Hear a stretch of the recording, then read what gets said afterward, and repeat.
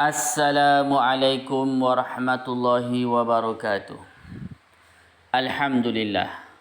Bersyukur kita ke hadrat Allah Subhanahu wa taala kerana kita masih lagi diberikan nyawa, masih lagi diberikan rezeki, dan yang paling penting diberikan kepada kita dua nikmat yang paling besar, iaitu yang pertama nikmat iman dan yang kedua ialah nikmat Islam.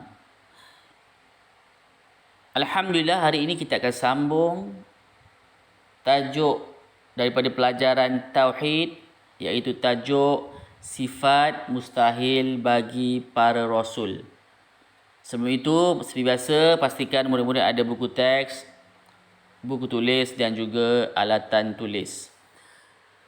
Buka muka surat 33. InsyaAllah kita akan bincang, kita akan belajar satu muka surat sahaja, iaitu tajuk Al-Kizbu, artinya dusta, dan yang kedua Al-Khiyanatu, artinya khianat. Jadi dua sifat mustahil ini adalah sifat yang tidak mungkin ada pada para Rasul. Dan mungkin juga dan memang ada pada diri manusia biasa seperti kita, iaitu al-kidhu, berdusta, berbohong. Cuba kita lihat beberapa perkara dalam tajuk yang pertama, al-kidhu artinya dusta. Ada 5 perkara. InsyaAllah kita baca sama-sama dan kita cuba fahamkan. Okey, yang pertama, dusta ialah sifat orang munafik. Dusta, berbohong, menipu adalah sifat orang munafik. Orang munafik ini bermaksud ialah orang yang berpura-pura, dalam hatinya berpura-pura. Bermaksud zahirnya lain, dalam hati lain. Contoh, Ustaz bagi contoh, solat. Pergi solat, tetapi dalam hati tu tak suka solat kerana dipaksa oleh ibu ayah atau guru. Pergi solat tapi hati tak suka.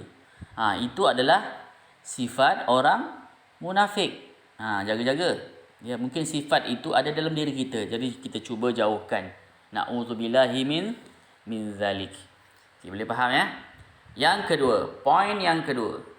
Orang mukmin dilarang bersifat dengan sifat munafik. Orang mukmin siapa?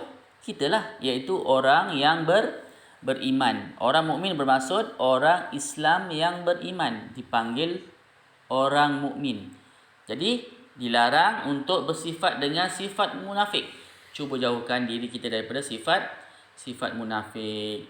Pada zaman Nabi, siapa yang terkenal dengan sifat munafik? Siapa tahu? Iaitu Abdullah bin Ubay bin Salul. Dia ni sembahyang, bersolat di belakang Rasulullah, tapi dalam hatinya tidak suka solat. Berpura-pura. Sebenarnya dia adalah orang munafik kerana dia berpura-pura masuk Islam. Dalam hatinya tidak suka dengan agama Islam. Itu adalah level ataupun tahap sifat munafik yang sangat tinggi, iaitu Abdullah bin Ubay bin Salul. Jadi kita dijauhkan daripada sifat orang seperti ini. Yang ketiga, para rasul ialah insan yang maksum. Apa maksud maksum? Iaitu terpelihara daripada dosa dan maksiat. Jadi mustahil bagi rasul itu ada dosa, ada maksiat. Oleh itu rasul layak mendapat sifat maksum. Ya. Sifat maksum ni tidak ada dalam diri kita. Kita ni selalu melakukan kesalahan, dosa, dan juga kita selalu melakukan kesilapan dan juga perkara-perkara yang mendatangkan murka Allah Subhanahu wa taala. Faham ya perkataan sifat maksum hanya ada pada diri para rasul sahaja. Dan yang keempat, para rasul melaksanakan suruhan Allah dan meninggalkan perkara yang dilarang oleh Allah. Perintah Allah, Rasul tidak pernah ingkar. Larangan Allah, apa yang Allah larang, Rasul akan tinggalkan. Itu adalah sifat yang ada pada diri Rasul. Tidak seperti kita, ya. Selalu kita menipu, selalu kita melakukan kemukaan kepada Allah Subhanahu Wa Taala, dan hendaklah kita bertaubat sekiranya kita sering melanggar perintah Allah Subhanahu Wa Taala dan melakukan perkara yang dilarang oleh Allah Subhanahu Wa Taala. Contoh suruhan Allah iaitu solat. Kita selalu lambatkan solat, tinggalkan solat. Jadi itu adalah perkara yang mendatangkan murka oleh Allah Subhanahu Wa Taala. Melakukan perkara yang maksiat juga adalah perkara yang dilarang oleh Allah Subhanahu Wa Taala. Boleh faham setakat ni? Dan yang kelima, setiap orang Islam wajib beriman. Wajib beriman bahawa para rasul itu telah menunaikan amanah dengan penuh kejujuran dan tidak bersifat dengan al-kidbu. Kita orang Islam ni wajib percaya bahawa para rasul yang terdahulu sentiasa menunaikan perintah, amanah, arahan daripada Allah untuk dilaksanakan, dan tidak pernah sekali-kali Nabi ataupun para rasul itu bersifat dengan menipu ataupun al-kidbu, berbanding dengan manusia biasa seperti kita. Jadi setakat ni boleh faham 5 perkara berkaitan dengan al-kidbu. Yang kedua, muka surat yang sama, al-khiyanatu artinya khianat. Ada 3 perkara sahaja. Ya, mudah saja. Yang pertama, al-khiyanah ialah sifat orang munafik. Sama macam tadi, al-kizbu ialah sifat orang munafik. Al-khiyanatu ialah sifat orang munafik. Yang kedua, orang mukmin dilarang bersifat dengan sifat munafik. Sama seperti tadilah, ya, orang mukmin dilarang bersifat dengan sifat al-kizbu. Dan yang ketiga, para rasul adalah insan yang amanah dan mustahil untuk melakukan khianat. Yang melakukan khianat ni siapa saja? Kita lah, ya, manusia biasa. Tapi Nabi ni wajib dengan bersifat dengan sifat-sifat yang baik saja. Jadi khianat ini bukanlah sifat yang baik bagi para rasul, dan mustahil rasul boleh melakukan khianat. Jadi itu saja pelajaran kita pada hari ini, ringkas dan padat. Tetapi jangan lupa tetap ada latihan, ya. Tetap ada latihan, cuba lihat balik tajuk al-kizbu artinya khianat. Tugasan kamu ialah salin balik 5 perkara ni,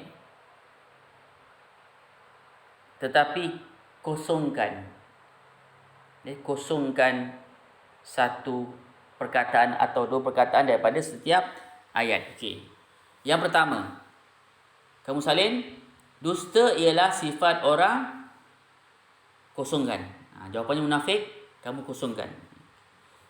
Okey, yang pertama. Yang kedua, orang mukmin dilarang bersifat dengan sifat munafik. Mukmin, kosongkan. Jadi kamu tulis orang, kosongkan, dilarang bersifat dengan sifat munafik. Boleh faham setakat ni? Yang ketiga, para rasul ialah insan yang kosongkan, iaitu terpelihara daripada dosa dan maksiat. Yang keempat, para rasul melaksanakan suruhan Allah. Okey, suruhan Allah tu kosongkan. Para rasul melaksanakan, kosongkan 2 perkataan, dan meninggalkan perkara yang kosongkan. Okay, boleh faham? Dan yang terakhir, yang kelima, setiap orang Islam wajib beriman. Okay, kosongkan wajib beriman. Setiap orang Islam, kosongkan 2 perkataan, bahawa para rasul itu telah menunaikan, kosongkan, dengan penuh kejujuran dan tidak bersifat dengan kosongkan. Okey. Boleh faham setengah ni? Okey. Dan yang kedua, surat yang sama tadi, al-khiyanah, artinya khianat ni kamu salin saja, tak ada kosongkan Kamu salin saja. Ada 3 poin atau 3 perkara daripada sifat al-khiyanah, artinya khianat. Jadi Ustaz harap kamu faham apa yang kamu belajar secara ringkas dan juga faham tugasan yang kamu hendak buat. Maknanya kamu kena hafal jawapan di tempat kosong. Ya.